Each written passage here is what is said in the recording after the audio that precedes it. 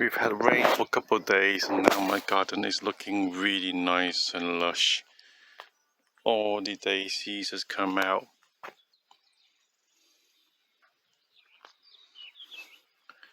And all the flowers is popped.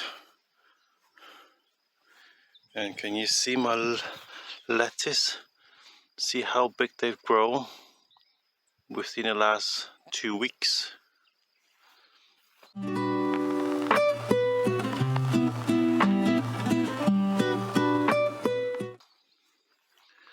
Also the beetroot is growing really well. And then look at all the daisy flowers. They are so pretty. And my sweet potato hasn't grown much because it's not really warm enough yet. But in a month or two they'll be growing. They should cover the whole area here. Yesterday I planted 2 of the zucchini because they are screaming to get out of the little pots. You can tell because their leaves are turning like light green.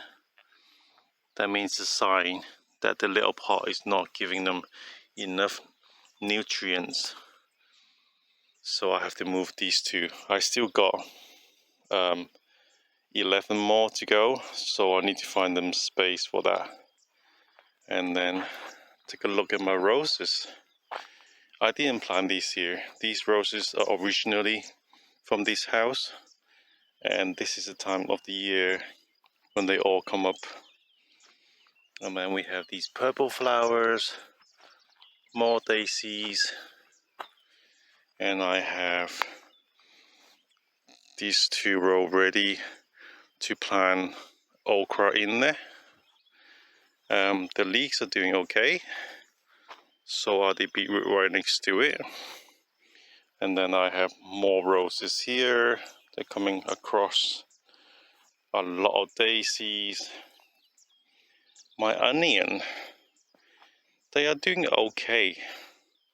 But yesterday I find one of them is rotted.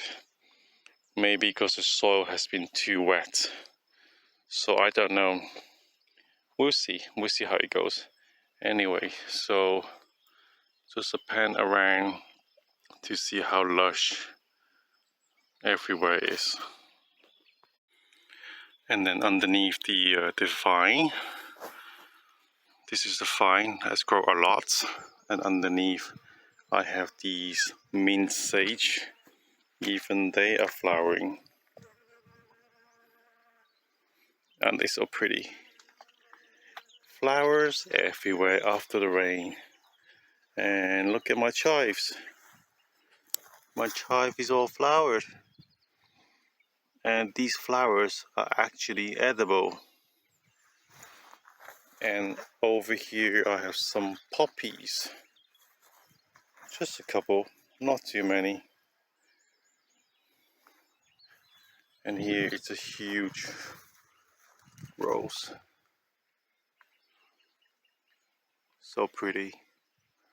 I love the spring. There's so many colors. Anyway, the grass is growing really long, so I have to do some trimming. I know it's going to get rid of all the flowers, but at this time of the year there are so many ticks and I don't want to bring them into my house. I mean, look at over here, it's pretty much overgrown. So I am just going to do some trimming just to clear this area where I will be walking around a lot. I will leave the rest for now, and obviously eventually I will also have to do the trimming down at the bottom. The fields all down here, I need to do some trimming on that. But at the moment it's a bit too early to do trimming because the rainy season hasn't finished yet. If I trim now, when the rain comes, they are just going to come back. So it'd be a waste of time, a waste of fuel. But for here, because I need to access this area quite a lot, so I'm going to trim this area. so I don't get any ticks on me. I mean, I don't even want to go down there without my boots. So yeah, that's what I'm gonna do today.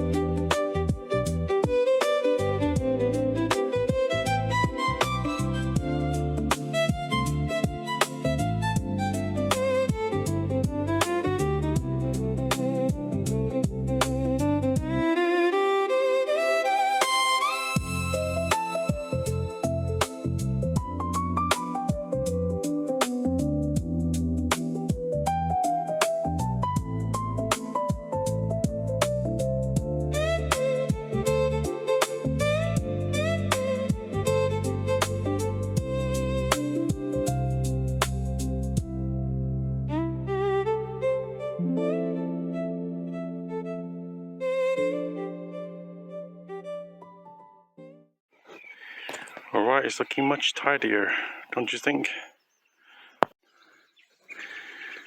And how nice and neat it is. So I've left this area that I haven't trimmed because there is no soil there. I can't grow anything anyway, so I'm gonna let the wildfire flower take over. That is good for the bees too. So, but it's looking much nice and much tidier. And coming to the bottom level, nice and clean. You can see the edge where I haven't streamed yet, so I'll wait a couple more weeks before I will do that side. But as you can see, it's much cleaner and much nicer.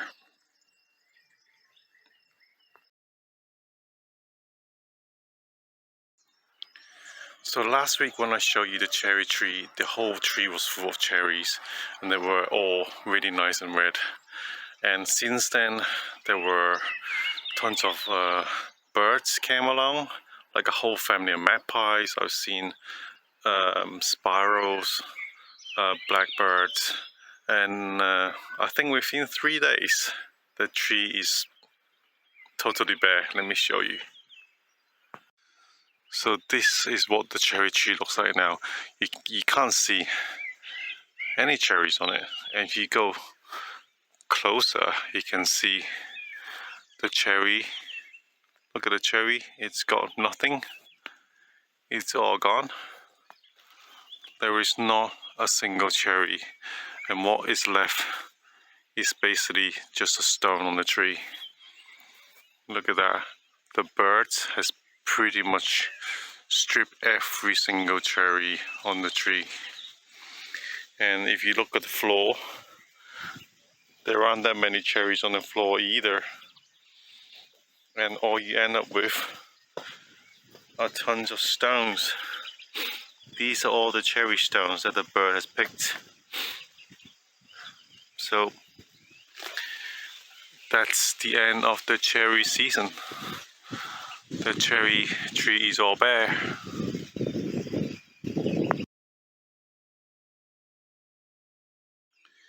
So the other night I've harvested the rest of the broad beans as it is coming to the end of their life. So today I'm going to put out all the broad bean plants.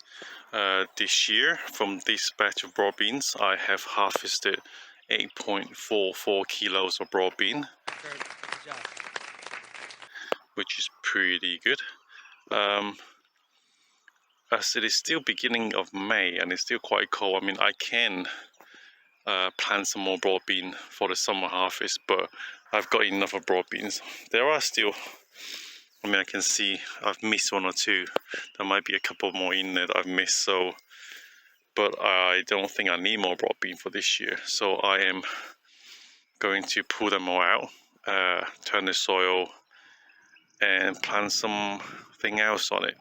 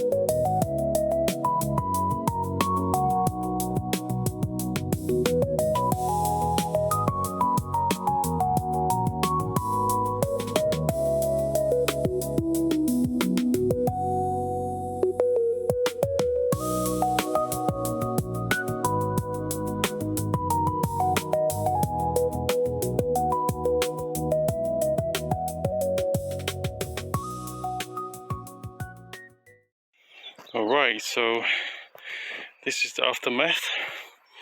This is the pile of broad beans I just put up, and this is where they used to be.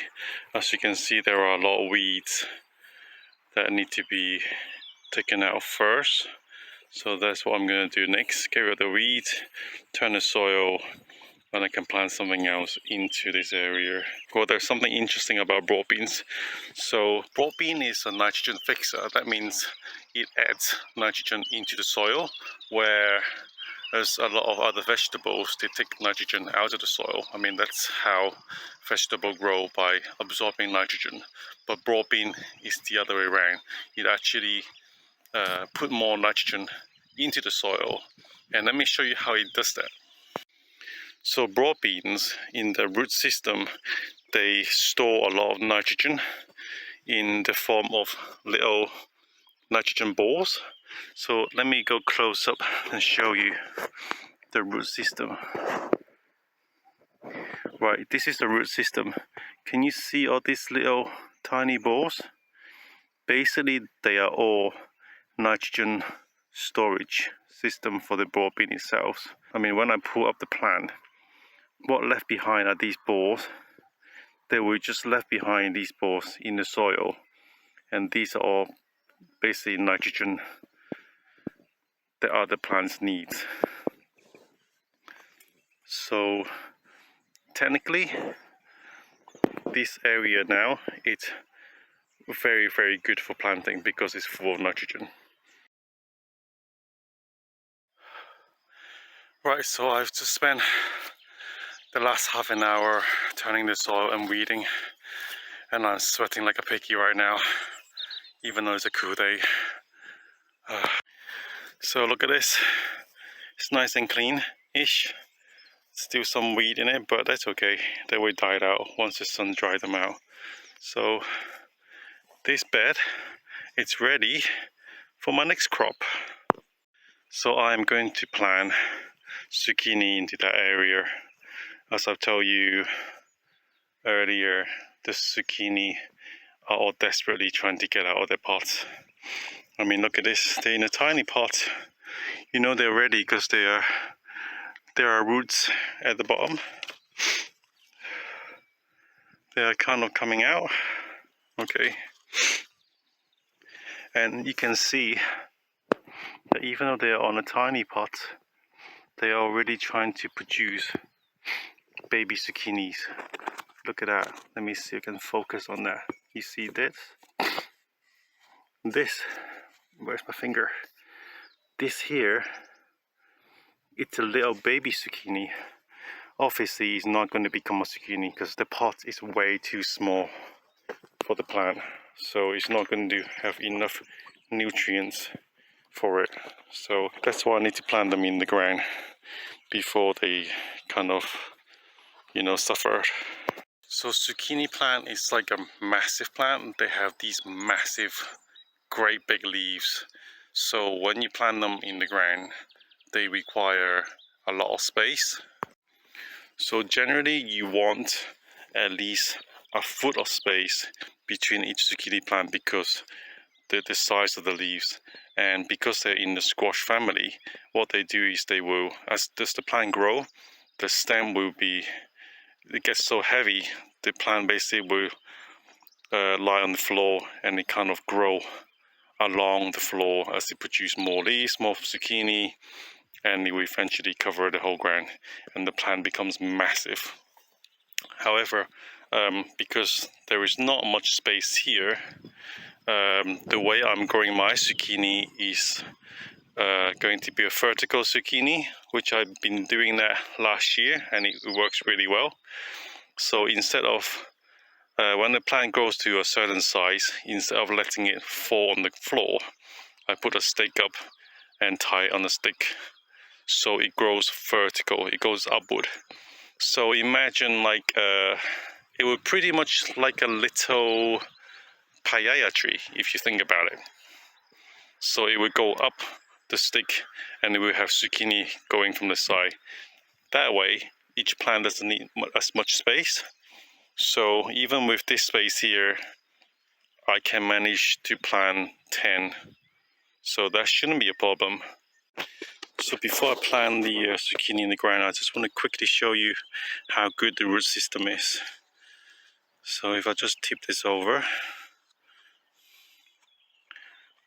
Okay. Right, can you see the root is actually grew all the way around, and that's why it was desperately trying to get out of the pot. So there is a transplanting method that I like to use, and I just want to show you how it's done. Basically, when you move one plant to another location, there is something called transplant shock. Basically what happens is when you take the plant out of a pot and when you disturb the roots, the plants get a shock and you get a whole week of the plant looking really sad before it settles down again. So this way that I'm doing reduce or minimize transplant shock. Okay, so basically what I do is I dig a big hole and I will bury the plant with the pots in here, just like this. And I will gently compact the soil around the pots. And then now I can gently pull the plant pot up. You can see that it's got a perfect hole. And what I will do is take this plant out. Hold on, I can't do this in one hand. Hold on 1 second. Right, I just got the plant out. As you can see, the root system is beautiful. You don't want to disturb that. So the more you disturb it, the more transplant shock it gets. So all I have to do is put it right there. Look how it fits in perfectly. So this way, I can minimize the transport shock. So all I have to do is gently cover the plant. And this way, the plant is happy. Alright, my zucchinis are planted. And it's a perfect time because it is about to rain, so it is perfect timing. So my landlady just came around to the house and she's tied something on the tree. So this is what she did. She tied this on the tree. I believe it's bay leaf in the formation of a cross. So apparently today, the 3rd of May, is St. Cross Day, and it is her tradition to tie a cross on the tree to protect the house from the storm. So interestingly, when I first moved to this house, I did notice there was a cross on the tree, and I thought somebody just tied on the tree for no reason, and I took the cross off. And incidentally, last year we had a pretty bad storm that has basically soaked the whole house. So maybe that works. Like, I'm not superstitious, but you know, it's a tradition for a reason. So last night the temperature went down to 4 degrees Celsius.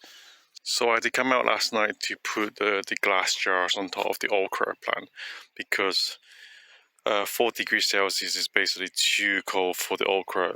It would have killed them last night if I didn't do that. Generally, when you put a glass jar on top of the plant like this, you will want to take them off during the day, because if today was a sunny day and it was really hot, the glass jar would have cooked the plant because it gets too warm.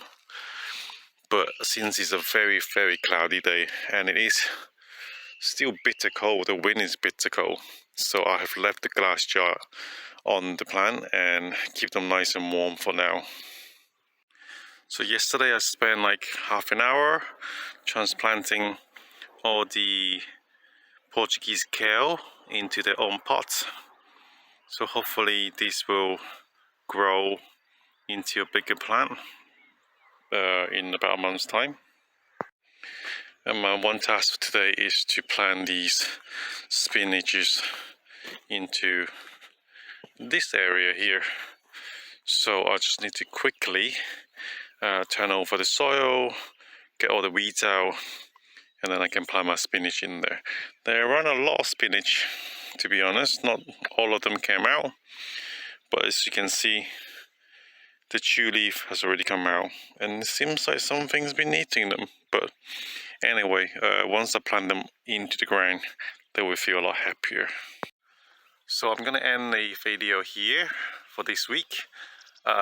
If you like my content, if you like to learn about gardening, how to grow food, I appreciate it if you subscribe to my channel and click like, and I will see you in the next video.